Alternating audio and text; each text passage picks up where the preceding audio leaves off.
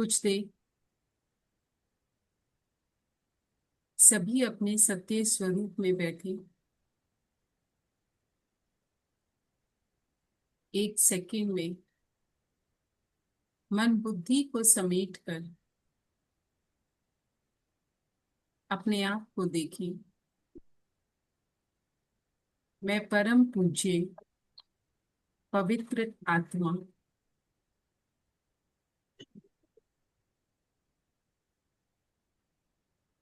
माथे के बीच दिव्य प्रकाश चारों ओर फैल रहा है। इस तन में मैं आत्मा निराकार अपने निराकारी पिता शिव बाबा से जुड़ी दाता वरदाता भाग्य विधाता शिव बाबा मुझ बच्चे पर विशेष अनुकंपा बरसा रहे हैं। पवित्रता का वरदान दे रहे हैं। इस कलयुगी दुनिया में मैं श्रेष्ठ आत्मा शिव बाबा के वरदानों से फिर से सतो प्रधान बन रही हूँ।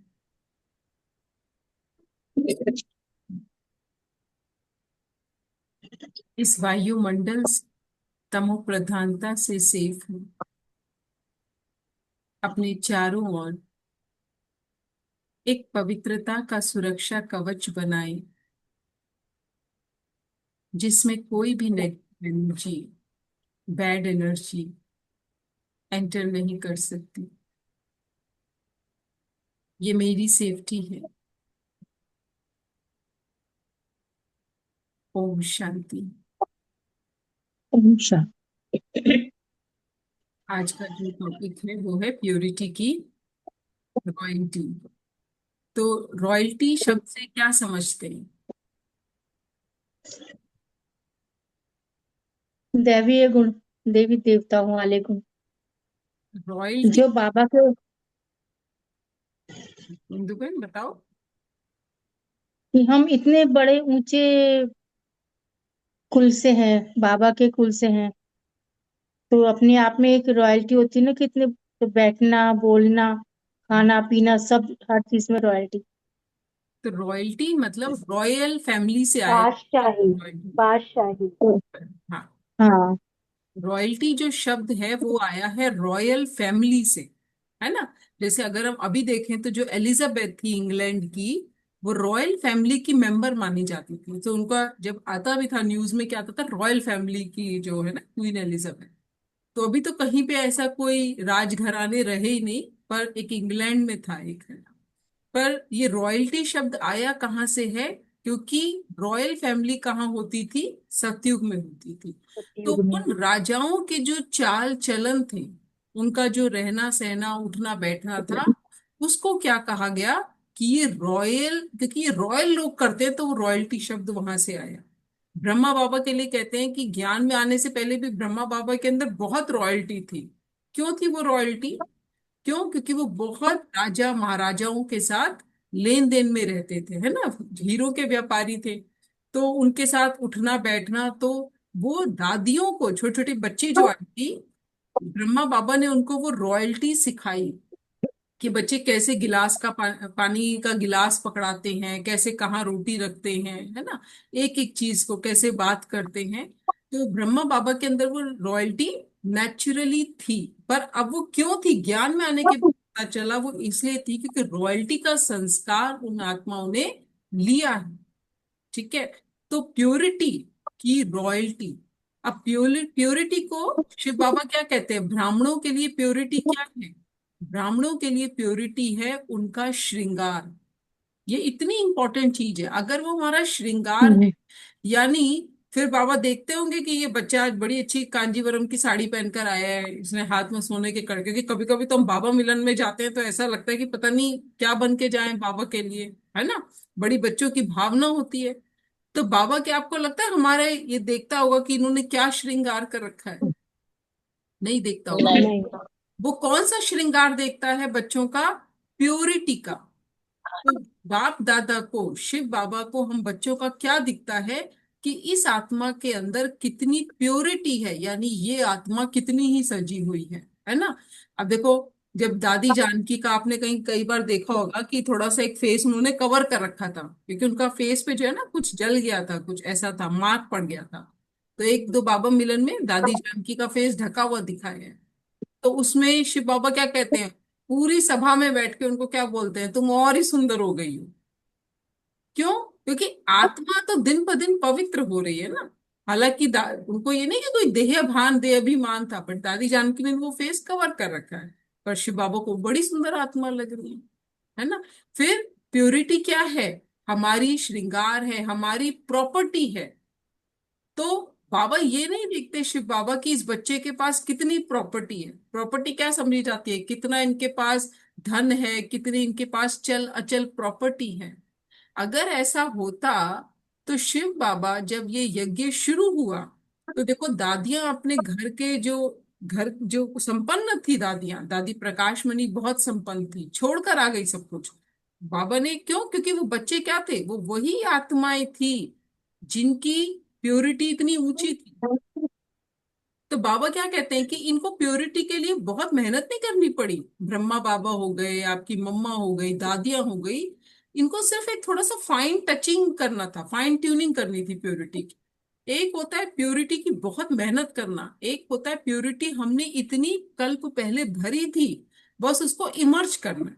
और हल्का सा स्मृति आ गई, बस एक बार स्मृति आ गई तो वो इमर्ज हो जाएगी। तो हम सब कल्प कल्प पवित्र बने हैं, पर हर किसी की प्योरिटी का जो स्तर है उसमें भी नंबरवार है ना। बाबा ने आज क्या कहा कि स्मृति ही समर्थी बुलाती है प्योरिटी की। तो बाबा सिर्फ हमें वो स्मृति दिलाने आए हैं। जिस दिन वो स्मृति आ जाएगी, हमें समय नहीं लगेगा उस प्योरिटी को इमर्ज करने में, जो प्योरिटी कभी हमारी थी। पर दादियों की, ब्रह्मा बाबा की प्योरिटी इतनी हाई थी कि वो इमर्ज करने में टाइम नहीं लगा, बस स्मृति आने में टाइम लगा, उसके बाद इमर्ज करने में टाइम नहीं लगा। तो पवित्रता हमारा श्रृंगार है, वो हमारी प्रॉपर्टी है, वो हमारी रॉयल्टी है। लोगों की यहाँ रॉयल्टी क्या होती है? महंगी घड़ी पहनना, महंगे जूते पहनना, महंगे कपड़े पहनना। पर बाबा कहते हैं साधारण बच्चों को बाबा पसंद करता है, गरीब निवाज बच्चे, क्योंकि फिर उनकी रॉयल्टी क्या रह जाती है? पवित्रता। नहीं तो अगर इसी में पड़े रहेंगे तो ये कितनी बड़ी अपवित्रता है।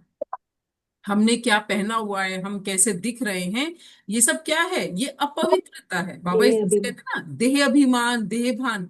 वास्तव में देह अभिमान देह भान एक अपवित्रता है ना। तो बाबा कहते हैं प्योरिटी का मतलब क्या है? प्योरिटी मतलब क्या समझते हैं? अगर ओरिजिनल स्वरूप, ओरिजिनल स्वरूप, बिल्कुल सतो प्रधान, बिल्कुल मूल स्वरूप। सच्चाई, हाँ, सच्चाई, सच्चाई, सच्चाई, सफाई, सादगी, है ना। अपना, अच्छाई, अच्छाई भी, हाँ, अच्छाई।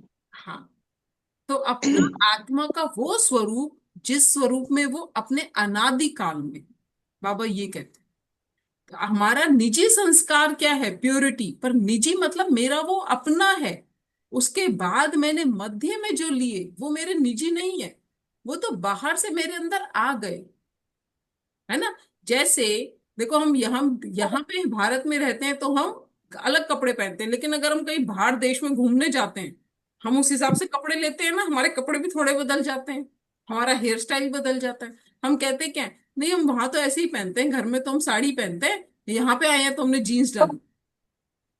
तो हमारे हमारे अपने में भी अगर आप देखें तो थोड़ा बहुत हम चेंज कर लेते हैं, क्योंकि हम एक देश से दूसरे देश में जा रहे हैं। तो हम आत्माओं का निजी संस्कार क्या था? बिल्कुल वो अनादिकाल की पवित्रता। सत्युग का दूसरा जन्म भी नहीं, सत्युग का पहला जन्म, पहला दिन, पहले जन्म का भी पहला दिन, वो थी हम आत्माएं। तो बाबा कहते हैं जितना अपने अनादिकाल को, अपने आदि काल को इमर्ज रखोगे, उतना आपके अंदर पवित्रता की समर्थि आती जाएगी। इसीलिए बाबा कहते हैं किसको याद करो? बाप और वर्षे को याद करो। क्यों? क्योंकि बाप को याद करेंगे तो बाबा के जो पवित्र प्रकंपन है वो हमारे अंदर आएंगे। और अगर हम वर्षे को याद करेंगे तो हमारा वर्षा क्या है? वर्षे में हम कोई त्रेता तो याद नहीं करते ना, क्या याद करते हैं? लक्ष्मी नारायण। सत्य। तो वो हमारे अंदर इमर्ज होंगे। क्योंकि अगर ये याद नहीं है और किसी भी चीज की याद है तो वो हर चीज हमें अपवित्र बना रही है। मान लो अगर हम बहुत ज्यादा चिंतन कर रहे हैं जड़ का, शरीर का, तो हर चीज जड़ है ना। जड़, चैतन्य आत्मा जड़ का चिंतन करेगी तो वो पत्थर बनेगी ही बनेगी। जड़ का ही चिंतन करते आए, देवी देवताओं को मूर्ति के रूप में पूजते आए, पेड़ों को, गुरुओं को, तो क्या होते गई? बुद्धि जड़ में ही लगाते गए तो जड़ बुद्धि बन गई। ठीक है। फिर बाबा कहते, ये तुम्हारा श्रृंगार है, ये तुम्हारी रॉयल्टी है, ये तुम्हारी पर्सनैलिटी है। पर्सनैलिटी। अब रॉयल्टी और पर्सनैलिटी में क्या अंतर समझते हैं? ये बहुत, बाबा ने हमें, ये हमारे अलंकार हैं। ये ब्राह्मण आत्माओं के अलंकार है। मेरा श्रृंगार, मेरी प्रॉपर्टी। कोई अपनी प्रॉपर्टी छोड़ता है? किसी को पता होना चाहिए ना, पवित्रता मेरी प्रॉपर्टी है, मैं क्यों छोड़ूं? सिर्फ इसलिए कि बच्चों को अच्छा लगेगा चलो बाहर खाना खा लेते हैं, सिर्फ इसलिए कि ये आत्मा चाहती है कि भाई ये हमारे साथ कहीं घूमने चलें, तो मैं अपनी प्रॉपर्टी को छोड़ दूंगी? नहीं। जब, है ना। फिर अच्छा, रॉयल्टी और पर्सनैलिटी में क्या अंतर समझते हैं? दीदी, रॉयल्टी तो मतलब कि मेरे पास सब कुछ है, और पर्सनैलिटी कि मैं उस स्वरूप बनी हुई हूँ, मतलब गुण है मेरे पास। रॉयल्टी जैसे हम ब्राह्मणों का जो श्रृंगार है, वो गुण वो शक्तियां मेरे पास हैं। लेकिन पर्सनैलिटी तो जब दिखाई देगी ना, जब मैं उसका स्वरूप बनी हुई होंगी, वो मेरी पर्सनैलिटी जो मेरे कर्म में दिखाई दे या कुछ। देखो दीदी पर्सनैलिटी। दीदी हाँ दीदी, रॉयल्टी मतलब बाय बर्थ जो मिला है, और पर्सनालिटी जो हम धीरे जन्मजात में। धीरे डेवलप करते हैं बाद में। नो। हाँ, विरासत में रॉयल्टी जो तो, मिला है। रॉयल्टी तो आ सकती है ना, रॉयल्टी तो सीख रहे हैं ना, बाय बर्थ क्या मिला, तो रॉयल्टी तो आ सकती है ना। देखो अगर हम इसको बहुत, हम हर चीज को ना ज्ञान के टर्म्स में देखते हैं। पर्सनालिटी क्या होता है? कहते हैं ना पर्सन। पर्सन। तो पर्सनालिटी क्या होती है? दूर से दिखाई दे जाती है कि ये इनकी पर्सनालिटी ऐसी है। अभी वो आप उसको दूर से ही देख, जैसे, जैसे आप देखो ये आपके हीरो हीरोइन है, इनकी पर्सनालिटी बड़ी अच्छी है, लेकिन क्या आपके इनके अंदर रॉयल्टी दिखती है? आपको इनके अंदर रॉयल्टी दिखती है कि पर्सनालिटी दिखती है? पर्सनैलिटी दिखती है खाली। पर्सनैलिटी दिखती है, रॉयल्टी नहीं दिखती। तो पर्सनैलिटी जो है, पर्सनैलिटी मतलब ये पर्सन कैसा है, ये पर्सन कैसा है, तो ये कैसा है, ये देह भान में जब हम देखें, जब हम इस दुनिया में देखें, तो मतलब कि इसके फीचर्स कैसे हैं। फिर वो क्या करते हैं? अपनी पर्सनैलिटी के लिए अपनी बॉडी को फिट रखते हैं, अपने बालों को वो कराते हैं, अपने फेस पर ट्रीटमेंट कराते हैं। और फिर रॉयल्टी क्या होती है? जो चेहरे चलन से, जो कर्म में आके दिखती है, कि इनके अंदर एक रॉयल्टी है। कभी कभी आपने ऐसे लोग देखे हैं जो बहुत साधारण है, लेकिन उनकी रॉयल्टी बहुत है। देखे हैं ऐसे लोग, पर्सनैलिटी नहीं है लेकिन रॉयल्टी। बस आप मन कर रहा है उनको देखते रहे, पता नहीं वो कैसे कैसे काम कर रहे हैं, वो कैसे बैठते हैं, वो कैसे उठ के जाते हैं चाय लेने, कॉफी लेने, इतना मतलब डिसेंट हैं, बिल्कुल साइलेंस में रहते हैं। तो साइलेंस को भी बाबा ने रॉयल्टी कहा, कम बोलना भी रॉयल्टी कहा। उसके लिए तो आपको कोई पर्सनालिटी की जरूरत नहीं है। तो पर्सनालिटी मतलब बाबा कहते हैं कि तुम्हें, ये जो पर्सनालिटी है ये तो तुम्हें देह भान में लाती है, देह अभिमान में लाती है। पर ये जो रॉयल्टी की पर्सनालिटी है, जो रूहानी पर्सनालिटी है, रूहानी पर्सनालिटी, पवित्रता तुम्हारी रूहानी पर्सनालिटी है। ठीक है। तो ये क्या करती है? ये बाप के समीप लाती है। ये हमारी पर्सनालिटी भी है, हमारी रॉयल्टी भी है, हमारी पर्सनालिटी भी है। तो बाबा कहते हैं हर चीज तुम्हारी क्या है? पवित्रता है। क्योंकि तुम्हारा कोई देह तो है ही नहीं। वो देह अलग, पर्सनालिटी अलग और रॉयल्टी अलग, लेकिन तुम्हारे लिए दोनों पवित्रता धारण की हुई है। तो तुमने जैसे पर्सनालिटी भी हो और रॉयल्टी भी। फिर प्योरिटी हमारी क्या है? प्योरिटी हमारा श्वास है, ब्राह्मण जीवन का श्वास है। जिस समय, जिस क्षण हम प्योरिटी को छोड़ते हैं, मान लो कोई गलत संकल्प भी आया, सूक्ष्म प्योरिटी की बात करते हैं, तो क्या उस समय हम ब्राह्मण हैं? बाबा कहते हैं नहीं। शुद्र बन गए, शुद्र बन गए, है ना। कहा ना। हाँ जी, बाबा हाँ ऐसे जी। को देखते भी नहीं है, अभी बाबा बाबा कर रहे हैं और फिर एकदम विकारों में गिर जाएंगे। बाबा ऐसो को देखेंगे भी नहीं। बाबा फूल नहीं लेते, पति तो उनके हाथ से बाबा फूल नहीं लेते। अभी आए हैं, बाबा को जानते हैं, राज्यों का कोर्स कर लिया, पर पता नहीं है ना कि अभी चले ना चले, पवित्रता पक्की नहीं हुई है। तो बाबा क्या कहते कि अगर वो जैसे श्वास, शरीर में श्वास खत्म हो जाए तो इंसान डेड, ऐसे ही जब ब्राह्मण के अंदर पवित्रता नहीं है तो वो क्या है, वो जैसे शूद्र है, और शूद्र तो ब्राह्मण है ही नहीं, वो तो मरा हुआ ब्राह्मण। ठीक है, कहते हैं ना ब्राह्मण, ये ब्राह्मणों की हत्या का बहुत बड़ा पाप होता है, बहुत भक्ति में इसको कहा जाता है, ब्राह्मणों की अगर हत्या हो जाती है, किसी एक ब्राह्मण की हत्या हो जाए तो बहुत बड़ा पाप है। तो वो ब्राह्मणों की हत्या करी किसने? हमने ही अपने जो ये ऊंचे नीच संस्कार है स्वरूप ना, की उसकी हत्या की। पवित्रता करती, उसकी उसकी हत्या करती द्वापर में आके, जो संस्कार बाबा ने दिए थे। हम्म। ठीक है, तो पवित्रता ही हमारा सबसे मुख्य श्रृंगार है, हमारी रॉयल्टी है, हमारी पर्सनैलिटी है, हमारा श्वास है, हमारी मर्यादा है, हमारी प्रॉपर्टी है। और बाबा कहते ये इतनी महत्वपूर्ण चीज, इसके लिए मेहनत नहीं करो, इतनी इंपॉर्टेंट कोई चीज है उसके लिए मेहनत नहीं करो तो क्या करें, कैसे आएगी ये? सहजता से। बाबा बाबा कहते को याद बाबा करो। इस बाबा को याद करो। इसको वरदान के रूप में बाबा से, वरदाता बाप के साथ कंबाइंड रहो, तो उनकी पवित्र छत्र छाया में तुम्हें कोई अपवित्र संकल्प आ ही नहीं सकता, है ना। तो वही हो गया, बाबा को याद करो, आत्मा समझकर परमात्मा को याद करो, सारी मेहनत इसी में है। पर क्योंकि इतनी अपवित्र दुनिया है, जहां देख लो छिछी है, गंदगी है, व्यक्ति क्या, वस्तुएं भी खराब हैं, हवा भी खराब है, प्रकृति भी इस समय अपवित्र है। तो इतनी अपवित्रता में आप पवित्र कैसे रह पाओगे? जब आप बाबा के साथ बहुत कंबाइंड स्वरूप में रहोगे, कि निरंतर मुझ पर पवित्रता की वर्षा हो रही है, पवित्रता के गोल्डन फूल बरस रहे हैं, और मैं किस में हूँ, एक पवित्रता के छत्र छाया में हूँ। कोई एनर्जी सर मेरी इस कोई बैड एनर्जी मेरे एनर्जी सर्कल में आ नहीं सकती। तो आप कैसा महसूस करेंगे कि अपवित्र संकल्प आ ही नहीं सकते। ठीक है, आप सुदर्शन चक्र अगर चलाएं तो देखिए हम कैसी आत्मा थी। जब हम सुदर्शन चक्र चलाते हैं तो हम क्या कहते हैं कि हम अनादि काल में क्या थे, कैसी आत्मा थी हम। देखो हैं सभी वहां पे पावन है, सब पावन है, बाबा ने कहा ना सब पावन होकर जाएंगी, लेकिन आप ब्राह्मण बच्चे कैसे हो? Highest, holiest, purest, brightest, richest. तो ये जो श्रृंगार है, प्रॉपर्टी है, रॉयल्टी है, पर्सनालिटी है, इसी को अनादि स्वरूप में क्या कह दिया, highest, holiest, brightest, purest, richest, क्योंकि ये तुम्हारी प्रॉपर्टी है ना, तो तुम रिचेस्ट हो। तुमने पवित्रता ही धारण करी है, बाकी हम यहाँ से क्या लेके जाएंगे? जितनी पवित्रता उतने गुण उतनी शक्तियां, जब भी तो बाबा कहते हैं मुख्य है पवित्रता। तुमने मुझे बुलाया ही किस लिए, कि आकर पतित को पावन बनाओ। तो बस हम पावन ही बन रहे हैं, बाकी सब कुछ तो हमारे अंदर अपने आप स्वतः आ रहा है, जैसे जैसे हम पवित्रता को इमर्ज कर रहे हैं।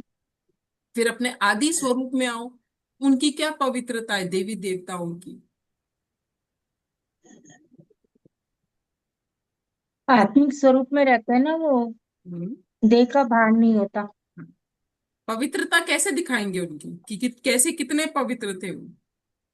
देखो उनकी दीदी उनके उनकी चेहरे के चलन और नयनों से पवित्रता दिखाई देती है। और चाल चलन, भाषा, हाँ, मस्तक और नयन, नथनों से। वो उनका संपूर्ण जो ताज है, संपूर्ण उनका जो डबल ताजधारी है ना, और जिन जैसे उनकी पूजा हो रही है, चित्रों को देखेंगे ना, अभी तो हमें वो स्मृति नहीं है, हम क्या है, बाबा कहते हैं ना ये चित्र यादगार खड़े हैं। तो देखो, इनको जब चित्रों को दिखाते हैं, इनकी रॉयल्टी देख रहे हो आप, ऐसी पूजा और किसी की भी हो रही है, इतने सजे सजाए इनकी पूजा हो रही है। अच्छा, अगर आज कोई गुरु सन्यासी, बाबा ने कहा ना ये भी पवित्र तो रहते हैं गुरु सन्यासी, जब भी तो इनके शरीरों को इतना माना जाता है, आज ये लाइन थी ना कि उनको भी कितना माना जाता है क्योंकि पवित्र रहते हैं। हाँ अगर जी। इतना ही कोई गुरु सन्यासी सज ले, तो आपको लगता है कोई उसको इतना पूजेगा? दीदी इनके देवताओं के पीछे एक ऑरा होता है ना, वाइट वाला, जी जी। उस पवित्रता के नहीं। हाँ जी। जी, तो वो तो ये जो पवित्रता की सन्यासी है, निशानी है। हैं जी। वो उनकी पवित्रता की निशानी है, सही कह रहे हैं आप। और एक दीदी मेटल का होता क्योंकि है इनका डबल जन्म टाइप। तो विकारों से ही हुआ है ना, इसलिए ये संपूर्ण पवित्र नहीं कहलाएंगे, ना हाँ, ही इनकी ऐसे पूजा होगी।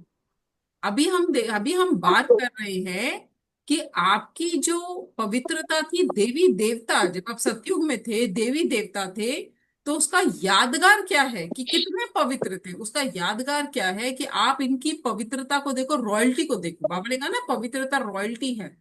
तो यादगार वो आभा मंडल तो है ही, जो इनके पीछे ताज है लाइट का। लेकिन अगर आप इनके आभूषण देख लो, आप इनके वस्त्र देख लो, वस्त्रों में, आभूषणों में ऐसा नहीं होता कि कोई विकार उत्पन्न हो। इनकी सुंदरता को देख लो, विकार नहीं है, तो है ना पवित्रता। नहीं तो आप यहाँ पे किसी के कपड़े देखो, यहाँ पे आप किसी के कपड़े देखो, आपको क्या लगेगा? थोड़ी सी या तो ईर्ष्या होगी या लोभ होगा। होगा कि नहीं होगा?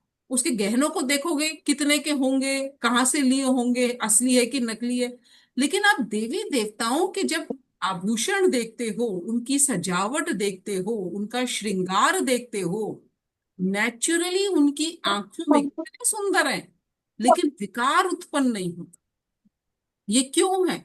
ये इसलिए है, क्यों? क्योंकि वो आत्माएं इतनी पवित्र थी कि उनकी जड़ मूर्तियों को देख के भी वो अपवित्र वाइब्रेशन नहीं आ रही उनसे, अपवित्र वाइब्रेशन नहीं आ रही। कोई बहुत ही बड़ा भिखारी भी मंदिर में चला जाएगा, तो भी वो जाके माँ, माँ कहेगा। वो देवी को क्या कहेगा? माँ कहेगा। है बहुत अपवित्र, बहुत भिखारी, इतनी उनकी पवित्रता। फिर बाबा कहते हैं अपने पूज्य स्वरूप को देखो, जैसी उसकी स्वरूप की पूजा हो रही है, किसी की भी हो रही है, इतनी विधिवत नियम से। मुहूर्त निकलता है कि इतने बजे का मुहूर्त है, इतने बजे पूजा होगी। ऐसे तो किसी की भी नहीं हो रही, साधु सन्यासियों की नहीं हो रही। क्यों नहीं हो रही? कि वो भगवान को ढूंढ रहे हैं। आपके बड़े बड़े धर्म पिता हुए, गौतम बुद्ध हुए, है ना, जीसस क्राइस्ट हुए, सब बहुत पवित्र आत्माएं थी, ऊपर परम धाम से आई। लेकिन उनकी पवित्रता की पूजा ऐसी क्यों नहीं हो रही जैसी देवी देवताओं की हो रही है? क्योंकि उन्होंने पवित्रता को शिव बाबा से सीखा ही नहीं। जब भगवान थे नहीं ना, तो ये पवित्रता हमें कौन भर रहा है? वो तो पवित्र होकर आए ऊपर से। पर हम क्या है? हम इस समय पवित्रता को शिव बाबा से, स्वयं पवित्रता के सागर से धारण कर रहे हैं और पवित्र बना रहे हैं। फिर बाबा कहते हैं ब्राह्मणों की पवित्रता तो कैसी है? बाबा सबकी पवित्रता देखते हैं, हर बच्चे की देखते ही पवित्रता है। हमने तो पवित्रता पे भी बात करी, श्रृंगार और रॉयल्टी, पर्सनालिटी और फरिश्ता स्वरूप। जितना जितना हम देह भान से अलग होते जाएंगे, फरिश्ता है ही क्या? पवित्र फरिश्ता। ठीक है। सिर्फ मेरा एक बाबा, उसकी लाइट और उसकी माइट पवित्रता का प्रतीक है। तो ऐसी पवित्रता, इसका आकर्षण कितना होता होगा? इस पवित्रता का आकर्षण कितना है? बाबा कहते जितना जितना आप पवित्र होते जाओगे ना, ये जो प्रकृति है, ये अपने आप को सतो प्रधान करती रही। अभी आप देख रहे हैं ना ये कैसे हो रहा है, ये कोई कर थोड़ी ना रहा है। जो इतनी ये नेचुरल कैलेमिटीज हो रही हैं, वोल्केनो फट रहे हैं, टोर्नेडोज आ रहे हैं, अभी पांचों का तत्व का आप देख रहे हो ना प्रकोप। जंगलों में आग लग रही है, खड़े खड़े अपने आप आग लग रही है, वाइल्ड फायर। यह है आग का। आग अपने आप को क्या कर रही है? अपना रिवेंज लेकर सतो प्रधान बन रही है, पावन हो रही है। पानी के आप देखो, फ्लड्स आ रहे हैं कितने। वायु को देखो तो तेज हवाएं, जिसे कहते हैं टॉर्नेडोज, बहुत तेज, इतनी तेज हवाएं चल रही हैं कि पेड़ टूट टूट के गिर रहे हैं, गाड़ियां उड़ रही हैं। पानी नहीं है, हवा ही इतनी तेज चल रही है। और फिर वोल्केनोज फट रहे हैं, लैंडस्लाइड्स हो रही हैं, अर्थक्वेक आ रहे हैं। तो ये क्यों हो रहा है? जैसे जैसे ब्राह्मण बच्चों की पवित्रता बढ़ रही है, वैसे वैसे प्रकृति अपने आप को सतो प्रधान कर रही है। क्यों कर रही है? क्या रिलेशन है? क्योंकि अब समय नजदीक आता जा रहा है ना, तो प्रकृति को भी सत्व प्रधान होना है। हम्म। क्योंकि और क्योंकि जो पवित्र धरती पर ही तो हाँ जी। पवित्र आत्माएं पवित्र धरती पे ही आएंगी ना। हम्म। हम्म। क्योंकि पुरुष और प्रकृति का संबंध है। पुरुष और हमारी प्रकृति का स्थिति कर संबंध है। देगी। जैसे जैसे हम पवित्र होते रहेंगे, ऑटोमेटिकली प्रकृति अपने आप को हमारे अनुरूप बनाती रहेगी।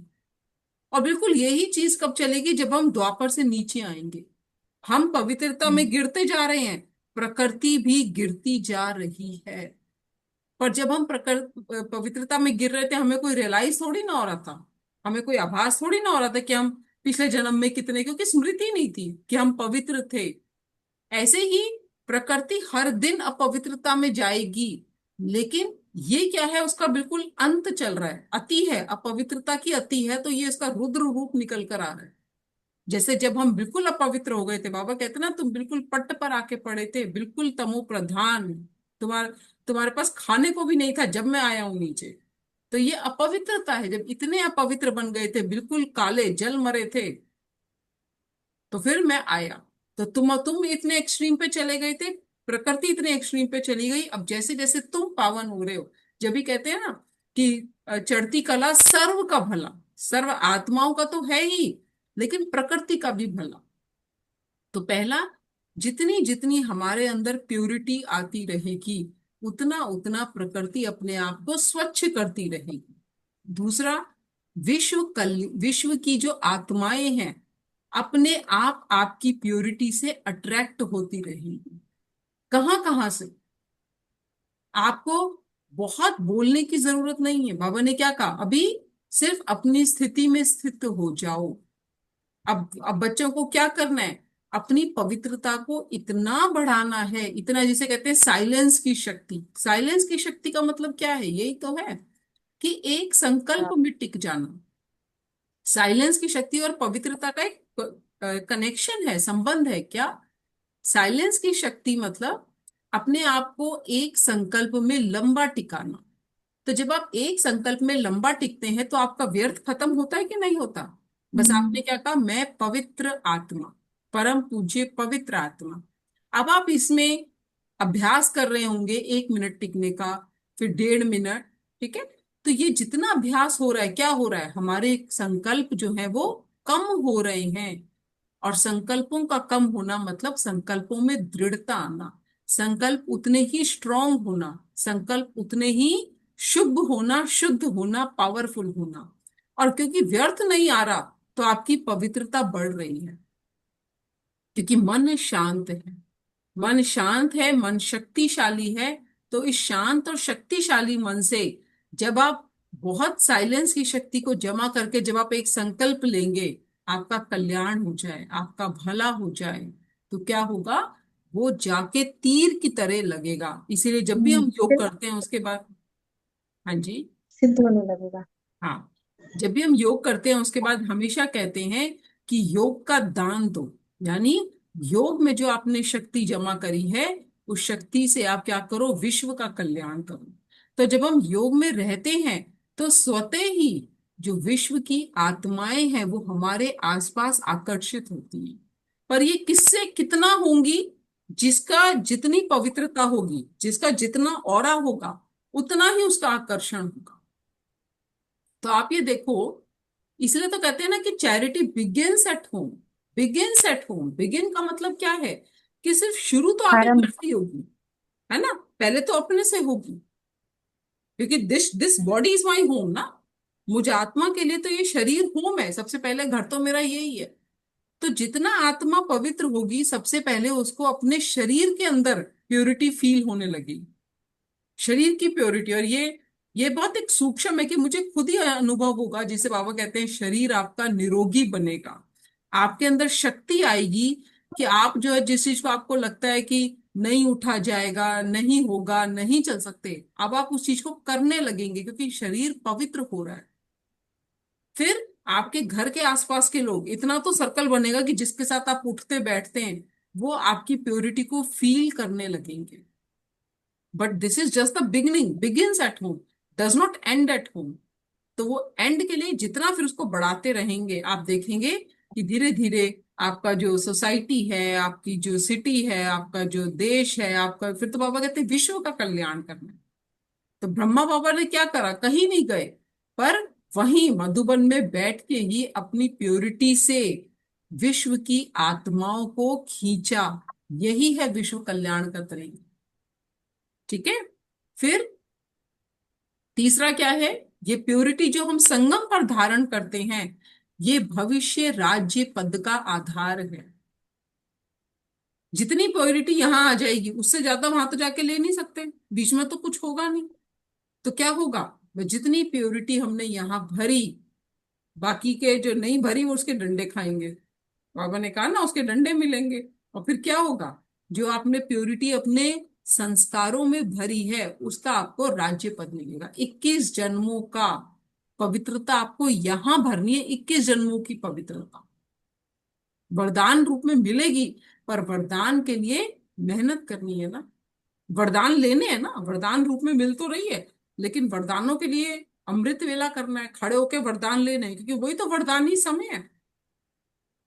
पूरे दिन का वरदानी समय कौन सा होता है? अमृत वेला, जिस समय अमृत बाबा वेला। वरदान लुटाते हैं। तो पवित्रता को भरना है अपने अंदर अमृत वेले उठकर। ठीक है।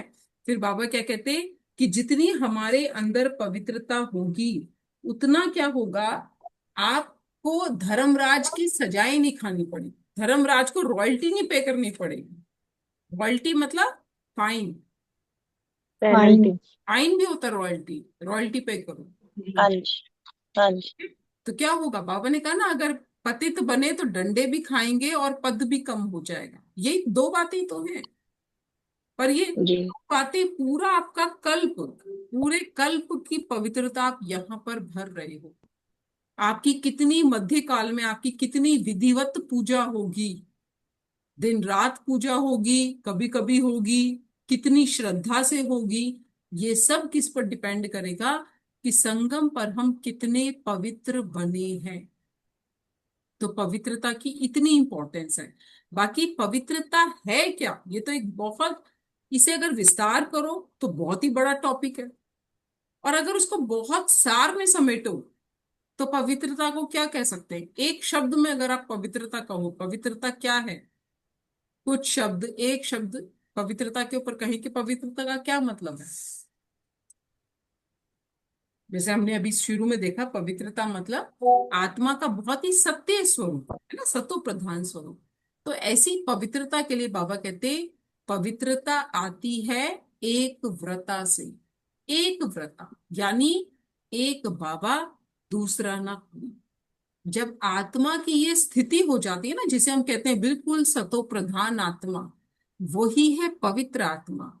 जिसके जो ये सोचते हैं कि भाई ये तन भी जो है ना, ये तन भी बाबा का, ये मन भी बाबा का, ये धन भी बाबा का, संबंध संपर्क भी बाबा के, तो ये सब स्वपन भी बाबा के और सोना भी बाबा के साथ, हर कर्म में बाबा के साथ कंबाइंड होना। जो बाबा ने आज भी कहा कि जब तुम्हारी निरंतर याद बैठ जाएगी, जब कर्मातीत अवस्था को पा जाओगे और आत्मा शरीर को छोड़ देगी, तो इसका अभ्यास, क्योंकि पवित्र तो बनना है ना। पर बाबा कहते हैं अगर इसमें इतना टाइम लगा दिया, सब 9 लाख बच्चे पूरे हो गए, राजा बच्चे पूरे हो गए, 9 लाख नहीं, राजा बच्चे 16,108, तो फिर तो बाबा को कहना पड़ेगा भाई टाइम अप। तो फिर क्या होगा?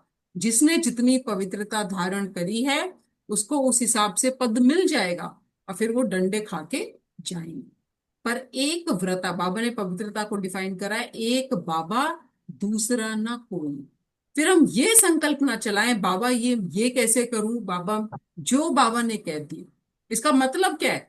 जो बाबा ने कह दिया वो करना है, बाबा ने जो मना कर दिया वो नहीं करना है, बस दैट्स इट। फिर वो कैसे होगा, वो बाबा पर छोड़ देना है। और बाबा मतलब मुरली, इसको भी बहुत ध्यान से समझे। बाबा मतलब मुरली, क्योंकि बाबा हर चीज मुरली में कहता है। ठीक है। दूसरा बाबा कहते हैं कि पवित्रता को अगर धारण करना है ना, देखो उसके लिए क्या करो। एक तो हमने देखा कि अपने निजी संस्कारों को हमेशा अपने सामने रखो, अपना आदि स्वरूप, अपना अनादि स्वरूप, कि मैं कौन सी आत्मा हूं। इसलिए बाबा कहते हैं सुदर्शन चक्र फिराते रहो, बुद्धि में बस वही याद रहे। और जब हम सुदर्शन चक्र चलाते हैं तो हम ये याद नहीं रखते कि हम शूद्र बने। हम क्या याद रखते हैं? हमेशा अपनी श्रेष्ठ स्थिति को याद रखते हैं। क्यों? क्योंकि हम अपने अंदर वो श्रेष्ठता को इमर्ज कर रहे हैं, उस रॉयल्टी को हम अपने अंदर इमर्ज कर रहे हैं। अगर हम ये सोचेंगे कि हम फिर विकारों में पड़े, तो फिर आप बीच बीच में उसको भी इमर्ज कर रहे हैं कि हम कैसे गिरे। उसको तो आपको क्या करना है? भूलना है। वो तो भूलनी है स्किप चीज। करना है। ठीक है। तो बाबा कहते हैं बिल्कुल beggar to prince. Beggar to prince मतलब एक एक चीज बाबा को दे देना, मन बाबा को दे देना। जब एक संकल्प, एक जो बाबा कहते हैं ना, वेरीफाई करवाओ, बाप दादा से वेरीफाई कराओ, क्या मुझे ये संकल्प लेना है या नहीं लेना। संकल्प लेने से पहले आप देखेंगे ऐसा होने लग जाएगा कि संकल्प आ रहा है, लेकिन आने से पहले आपको बाप दादा दिख जाएंगे, नहीं ये नहीं लेना। वो कब होगा? जब आप इतना कंबाइंड स्वरूप में रहेंगे, तो कोई संकल्प आ रहा होगा, बुद्धि को भी टच नहीं करा है, आ रहा है, पर जैसे नहीं, वो टच ही नहीं कर पाया है, क्योंकि बाप दादा को पसंद ही नहीं।